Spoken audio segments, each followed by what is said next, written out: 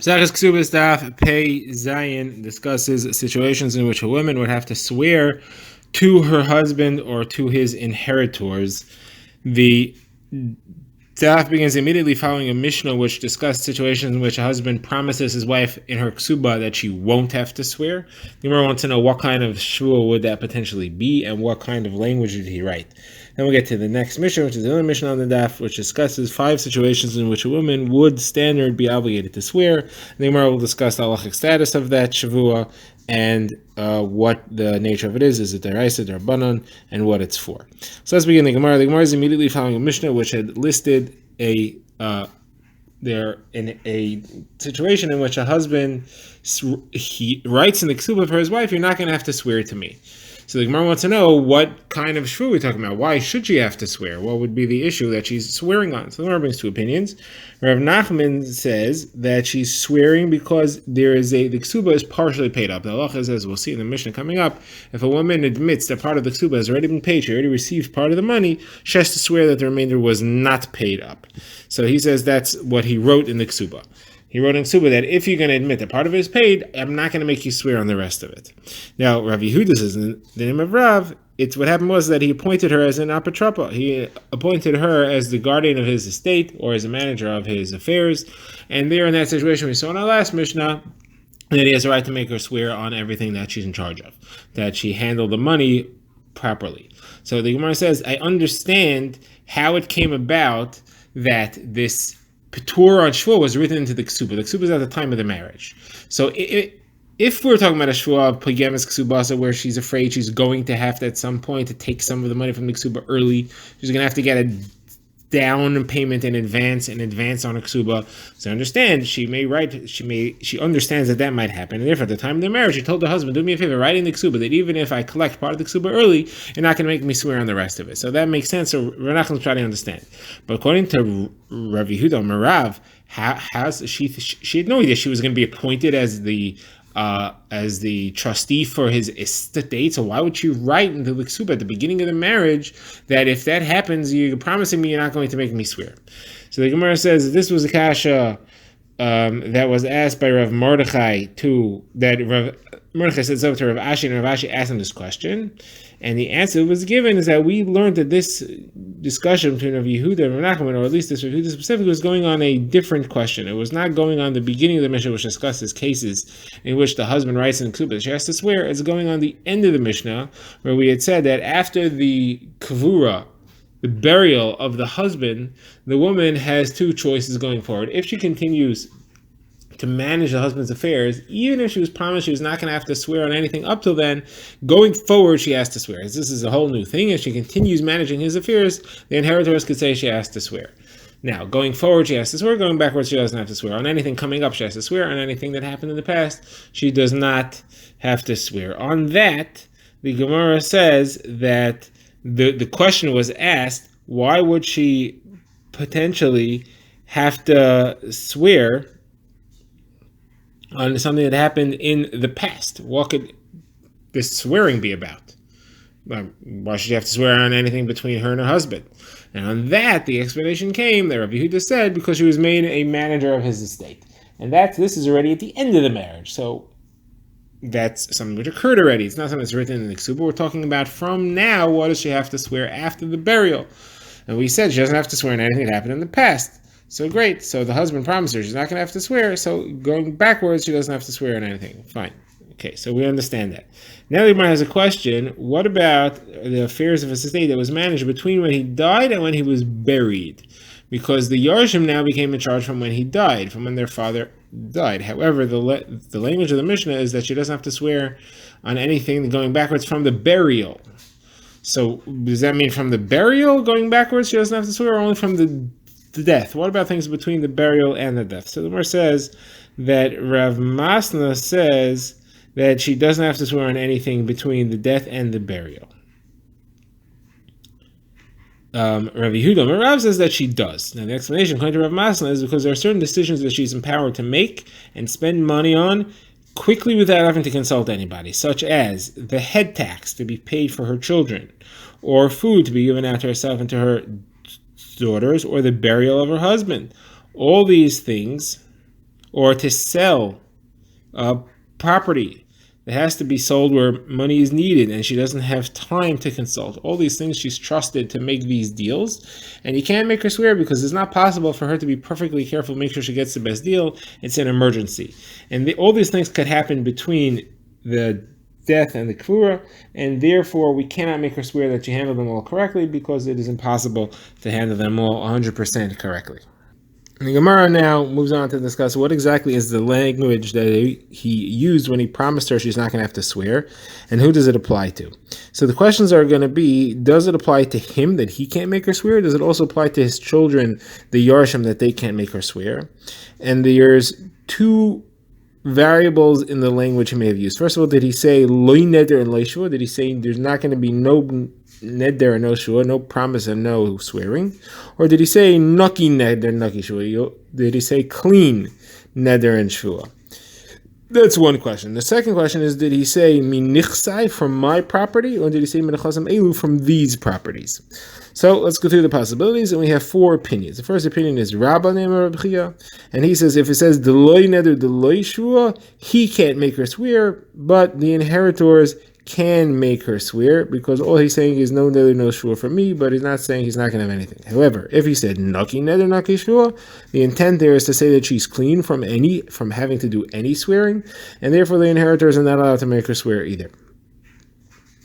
Now, second opinion is of Yosef the name of Reb Chia. He says deloy neder u deloy shua, he cannot make her swear, but the inheritors can, just like Rabbah. However, he says the opposite approach for Naki Neder, Naki Shua. He says Naki Neder, Naki Shua, he and the inheritors can make her swear, because what he means to say is cleanse your name by swearing. Swear in order to clear your name, and therefore she has to swear. Now, third opinion is Rabbi Zakkai, who sent him our ukva. He said all the different languages, whether it's neder or shua, naki, deloi, whatever he said, it depends if he said minichsi or minachasim. It doesn't depend on naki or deloi. It depends on whether he said from my property or from the property. If he said from my property, so then he can't make her swear, but the inheritors can, because then it's not his property anymore, it's their property. If he said from these properties, then nobody can make her swear, not him and not the inheritors. Now, Abba Shaul ben Ima Miriam has a different approach. He said the Ikar Adin, the halacha is that in any language, nobody's allowed to make her swear. Deloi, naki, minichsi, nechasem elu, whatever it is. He's not allowed to make her swear, and the inheritors are not allowed to make her swear. However, because Chazal have said that somebody wants to collect money from orphans, from inheritors, is not allowed to collect without swearing. Therefore, it doesn't matter that this should be the halacha. It's overridden by Chazal, and therefore she has to swear anyway. Now, this statement of Ashol ben Ima, there's two versions in the Gemara of how exactly it came to us. According to the first version, Rav Nachman said it in the name of Shmuel, in the name of Abba Shaul ben Ima Miriam. According to the second version, Rav Nachman said it himself. We have a Mishnah in which Abba Shaul said it himself, and Rav Nachman quoted Shmuel saying that that's the halacha, but he didn't bring this member. We now begin the next Mishnah, which lists 5 scenarios in which a woman has to swear in order to collect all her part of her ksuba. The Gemara will explain 2 of them, the machlokes, on whether the shvua is deraisa or derabbanan. So the first one is poigemes ksuba. So that means she admits that she already received part of the ksuba and she wants to collect the rest of it. The husband is obviously claiming that she received the entire thing. So there we'll see a machlokes if that's a shvua deraisa or shvua derabbanan. Next is where one witness comes and testifies that she already received the entire ksuba. One witness is not believed, or one witness is enough to make her swear that she did not receive the ksuba. Third case is where she's collecting from the orphans. That's after the death of her husband. She's collecting from the orphans. They can't know whether she collected or not. If the husband would be there, could be he would say that he paid it already and make her swear. Therefore, we kind of for him that she has to swear. Next is if she's collecting from sold properties. That's properties that have been sold, and she's taking them away from the buyer because they were mortgaged to her ksuba. In that case, she also has to swear, and again, we are claiming on behalf of the purchaser that he should make her swear. And the third case is where the husband's not around and we're paying off the ksuba, still alive, but he's not here, and again, we'll make her swear that she didn't receive anything.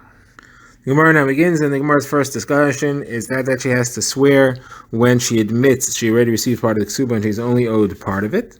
The husband's claiming she is not owed anything. What type of shua is that? What's the reason for that shua? So the Gemara first wants to say it's a shua deraisa. It's a shua called moida b'mixas. If two people arguing whether they owe, one person says you owe me $100, and the other person says no, I only owe you $50. So that's called he admits to half the claim or part of the claim, and he has to swear that the part of the claim which he is not admitting to that he is right, and then he wins. So the Gemara will say this is the same thing. She's admitting to half the claim. She's admitting she already received half of the ksuba, and he's saying, no, you received the whole thing, so she's admitting to half the thing. So the Gemara says this can't be the reason. There's a very big difference. There's two big differences between this case and that case. The standard case of moda b'mixas is where somebody's being asked to pay, and he says, I already paid half, or I didn't borrow half. He's denying his obligation to pay.